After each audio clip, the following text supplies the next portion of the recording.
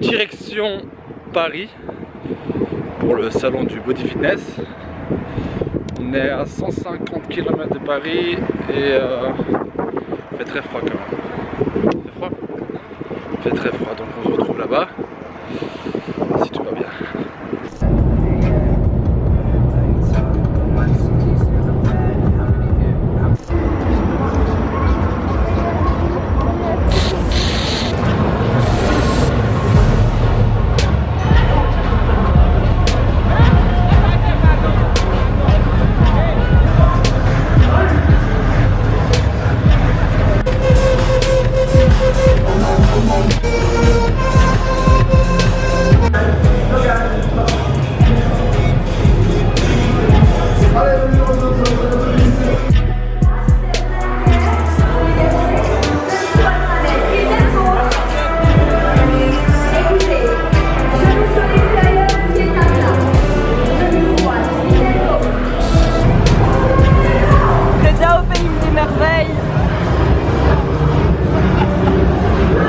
Là où il y a du monde.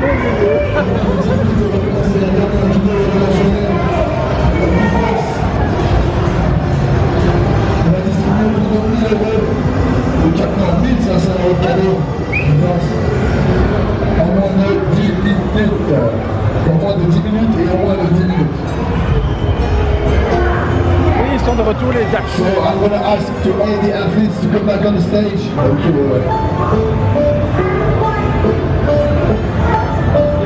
We're gonna tell everybody to get nice and close. Ok les amis, pour la giveaway, je vais vous demander de vous rapprocher un maximum. On lève les mains, personne ne sait pour l'instant.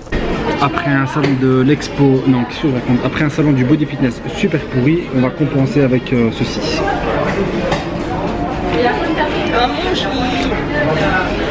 Perso, ça mérite vraiment plus d'intention que le salon. Ça a l'air mieux organisé et il y a du volume. Donc on se dit bon appétit.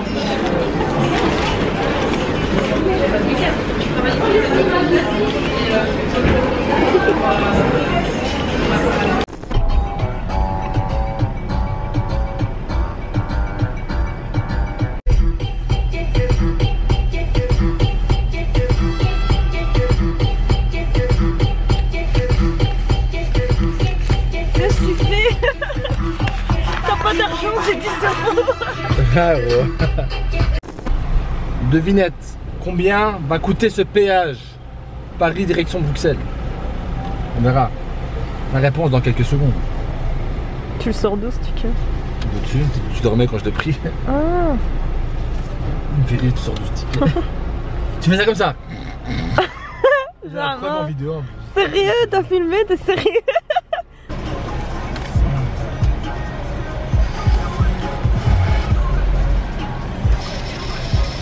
Ah, 4,10 €. 14 €. Ah.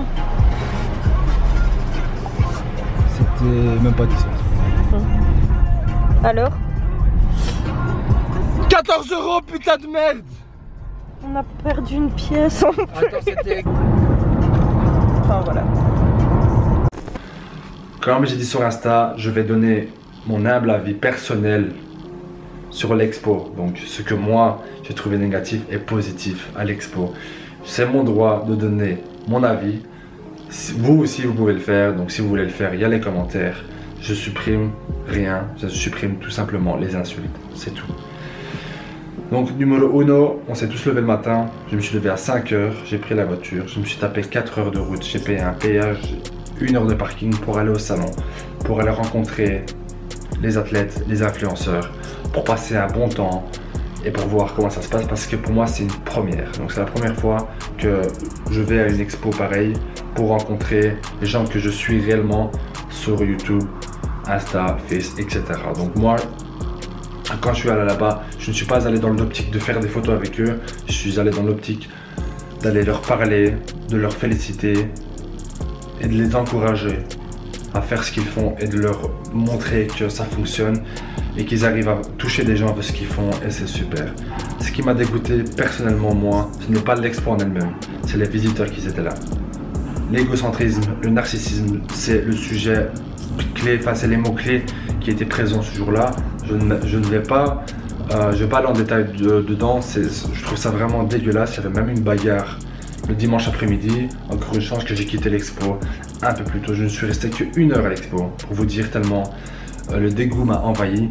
Je trouve que les visiteurs avaient vraiment un gros manque de respect envers les athlètes et les influenceurs. Quand tu vois un athlète ou un influenceur, la première chose que tu fais, c'est de le serrer la main, de le féliciter, de l'encourager, de discuter avec lui un minimum avant de pouvoir faire une selfie. Et même quand tu fais une selfie, tu lui demandes. Tu le fais pas sans lui demander. Moi, j'ai vu des gens aller chez des gars, mettre leurs bras autour d'eux, faire une selfie, se casser sans dire merci, au revoir, bonjour ou quoi que ce soit. Je trouve ça dégueulasse. Il y avait des stands comme Eric Favre où il y avait un des plus grands athlètes qui était à l'expo, qui a fait l'Olympia plusieurs fois et l'Arnold Classic. Personne n'est allé chez lui. J'ai vu personne chez lui. J'ai vu tout le monde dans les stands des influenceurs, donc body engineering, etc. Pas de souci, très grosse marque, des beaux vêtements un peu chers à mon goût, mais ça m'a un peu dégoûté parce que le vrai bodybuilding se passait là-bas, alors que c'est plutôt les effets de mode qui se mettent en place et qui gagnent de la notoriété. Et je trouve ça assez bizarre vu que c'est du bodybuilding, c'est pas de la mode. C'est assez bizarre.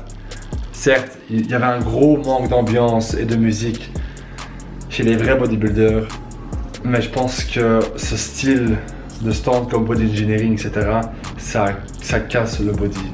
Parce qu'on parle même plus de sport, on parle de vêtements et de mode et des gens qu'il y a derrière. Donc dites-vous que body engineering paye des athlètes à porter leurs vêtements parce qu'ils ont de la notoriété et parce que les gens les suivent. Donc après, tu ne suis même pas la marque, tu ne suis même pas la personne parce qu'elle a un certain physique, tu suis la personne parce qu'elle a une certaine marque.